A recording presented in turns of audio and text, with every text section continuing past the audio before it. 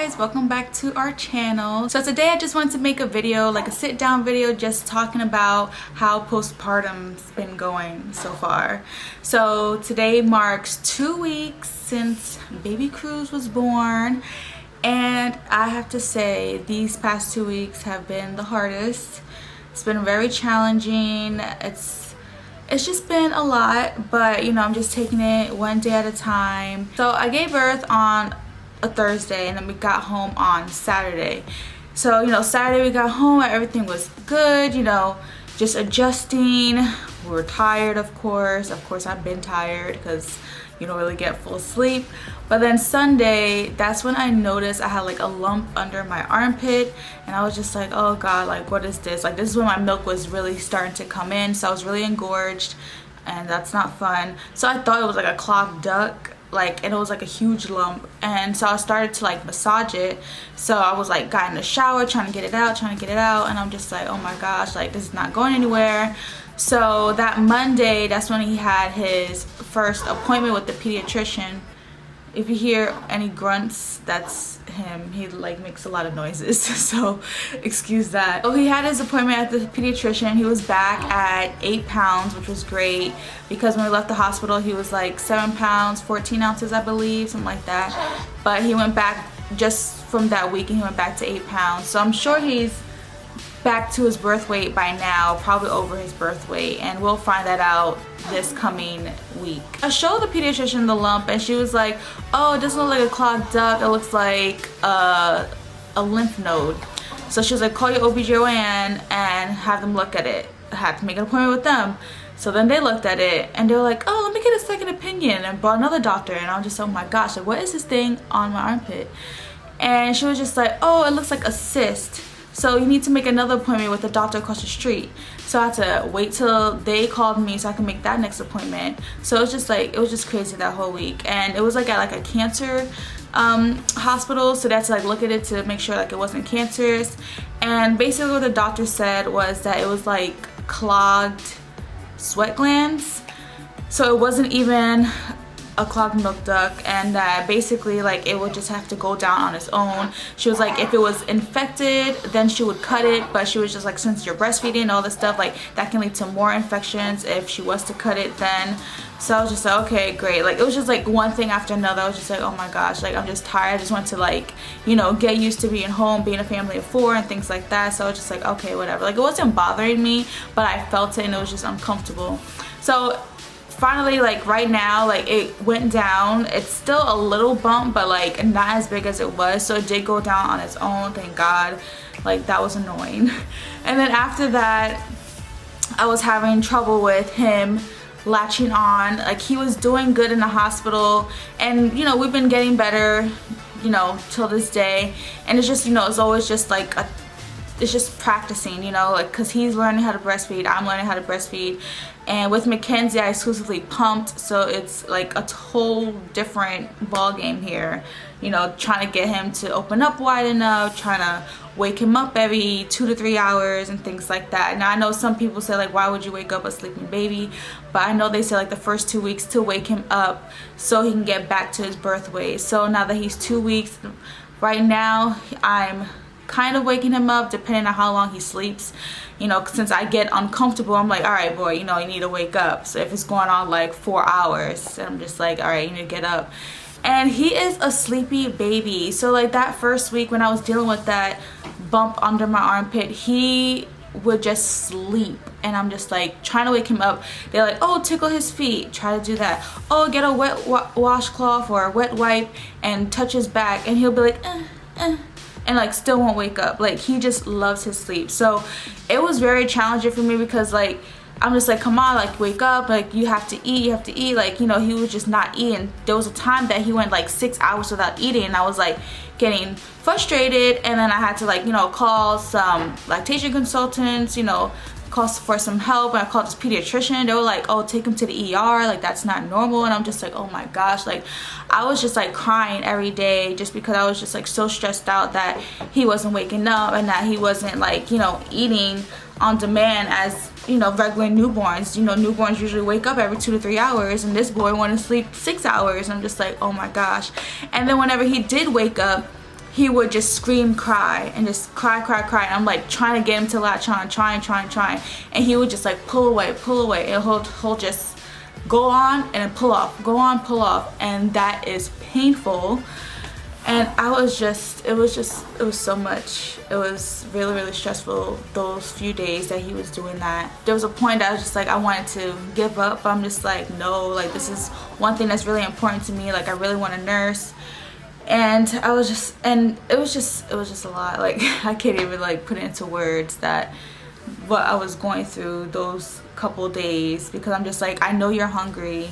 The food is right here. Please go on. And then like after an hour of him crying, that's when he like finally like kind of relaxed and then latched on and then ate. But it's just like, why was he crying for so long and not eating for so long? But I have to say that phase is over, hopefully, because we've been doing better now. He's been waking up about every 2 to 3 hours, sometimes 4 hours. So, and I've been putting alarms, but like now he's like waking up before my alarms, and then that's when I like feed him. Now with breastfeeding, it's been challenging because in the hospital I started bleeding, and then when I got home I had scabs on my nipples, and it was just like, you know, your nipples just have to like toughen up. I have flat nipples, so it was a little bit harder for him to latch on. I had like this little latch assist that I showed in my what's in my hospital bag video. I don't know if I really liked it, because like it would like come out but then it would go back down, so it wasn't like really helpful at the time because like my nipples weren't like just used to it. And then I also have the nipple shield, but like he didn't really like it. He was just like lick it. He was just like, what is this silicone in my mouth? So I can say like till this day, like he has not had a bottle yet. We are planning on introducing a bottle very soon.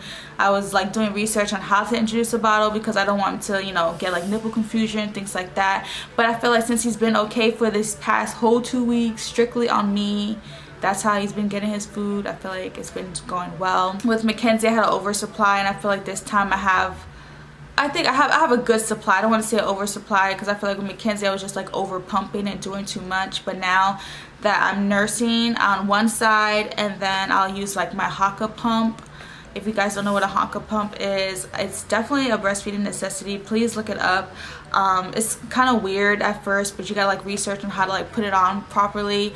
But it's basically like it suctions on the non-nursing side and collects your letdown from the opposite side, so no milk goes to waste. So that cuts time in half, because you know, if you're nursing on one side and then your other side is still full, you'll probably have to like pump that side either way so you can feel comfortable. So with that Haka pump, you know, you're not attached to the wall. It's just literally like a silicone, and it has great suction and just stays on there. No matter if he like tries to kick it, like it has good suction, so it stays on there and it just collects the milk. I'll probably get about 1 ounce. One time I got like 3 ounces out of that. But I have milk frozen already, which is good. So whenever me and Darius ever go on a date or go out and somebody has to watch him, so I have milk frozen for him.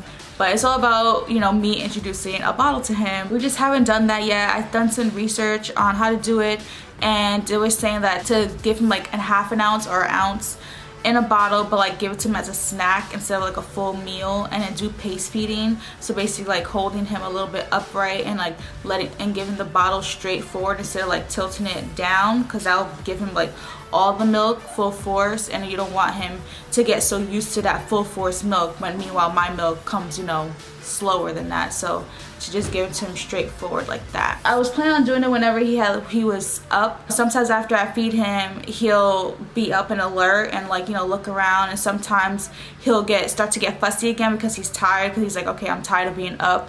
And sometimes I would like nurse him just so he can go back to sleep. So I was waiting for that time so I can give him that bottle as like the little snack. But it has not happened today because he's been sleepy again today for some reason. And I know he's going through like a growth spurt. So I know they say like, oh, if you're going through a growth spurt, they like sleep a lot and then they're gonna cluster feed at night. And I feel like that's exactly what happened last night, because I did not have any sleep. I have introduced a passy in the hospital. I don't give it to him every day. I don't give it to him all the time.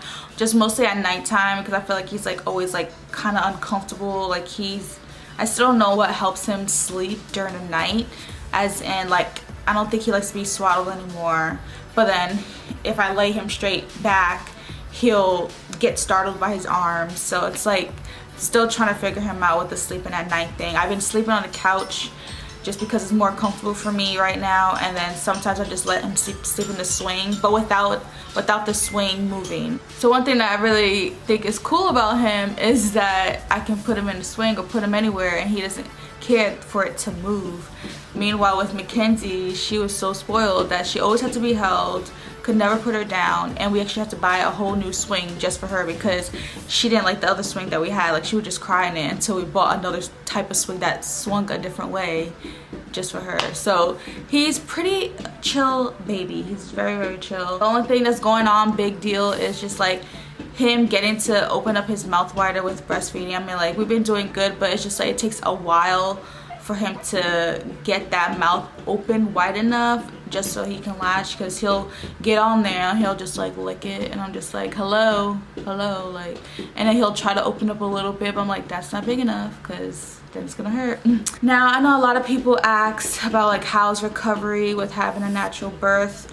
I feel like it's been a lot easier, I believe, with the versus with the epidural that I had with Makenzie. I think the bleeding is a lot less. I mean, I'm still bleeding to this day at 2 weeks, but it's not as much as it was with Makenzie. So when I got home from the hospital, you know how I made those patsicles? I actually only used like 2 that one day, but I just used it because like, okay, I made them, like I need to use them. But even in the hospital, you know, they give you those ice packs, and by the day of like discharge, like, or even like the second day that I was there, like I didn't really need the ice packs. You know, with Makenzie I had a 2nd degree tear. With him I only had like 2 little stitches, and even the midwife was like questioning, like, should I put a stitch here or should I not, because it wasn't that big enough. But she just added 2 little stitches, you know, just in case. And I feel like, you know, it hasn't been like, you know, stinging or burning or anything like that.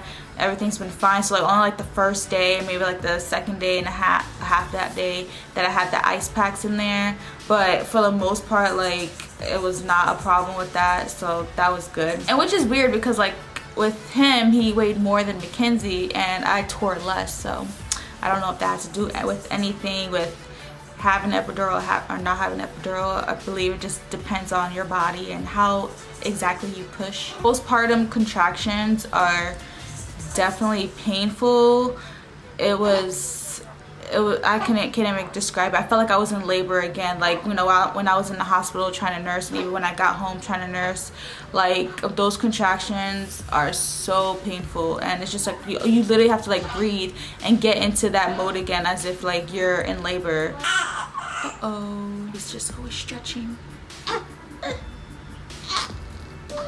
Anyway, so with those postpartum contractions, you know, they give you Motrin before you leave the hospital, and I don't know if that really helped because like I still, you know, was in pain with it. You know, they give you Motrin and Tylenol in the hospital, and you know, I was still feeling the pain. Then when we got home, I took the Motrin, still feeling the pain. So like I felt like I was taking it like kind of for no reason. Then eventually I just stopped. I'm like, okay, this is like not really helping.